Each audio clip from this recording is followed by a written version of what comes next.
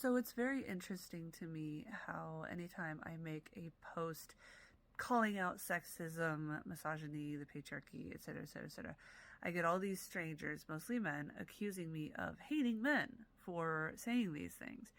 And not that I need to qualify myself, you don't have to have a personal connection to a group of people to empathize with, well, in this case, empathize with the people who are not men.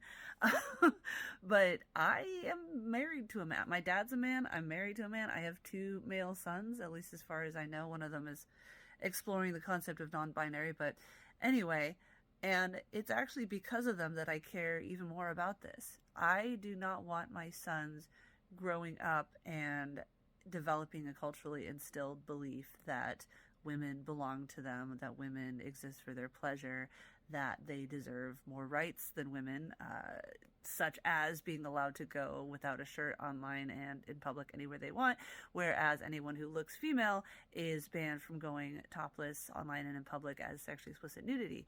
They just make it that much more important to try to do what I can to call it out when I see it, so that maybe we can work on a better place, making the world a better place, especially making the U.S. a better place for my grown-up sons. And so, yeah, it's really interesting to me, again, how if you point out any flaws with a group, you're accused of hating that group rather than just wanting it to be better. To improve things, you have to notice what's wrong with it first. And the unfortunate reality is that as soon as you step outside of leftist places, a lot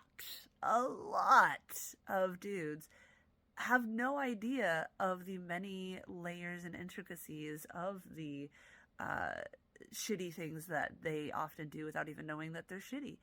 And if someone is making a broad statement about misogyny, patriarchy, or whatever, and your reaction is, I don't do that, cool, good. First of all, you probably do to a lesser degree and you just haven't noticed it. Second of all, great. If you don't, then the statement doesn't apply to you. Yet it remains a reality that enough of that group does that it's something worth being called out. So if someone says, men think of women as objects, and you think, well, I don't think that way, the way to counteract that sentiment is not for you to individually squeal that you're not like that. It is to look for that behavior from other men, and when you see it, be like, hey, that's not cool. Use your male privilege, use the fact that men who do believe stuff like that are far more likely, if at all, to listen to the words of another man than they ever are if we speak up on our behalf. Use that privilege to advocate for the world that you want to see. Use that to, again, advocate for changes that you feel reflect what you hold important or whatever. Yeah, you don't have to have men in your life to prove that you're not a man-hater for pointing out the many flaws of the patriarchy, which, by the way, also hurts men. That whole, men never get custody of their kids, or men are not allowed to talk about their feelings, or blah, blah, blah, blah, blah. Those are also aspects of the patriarchy, so you're hating on the wrong people. Yeah. Anyway, just a thought.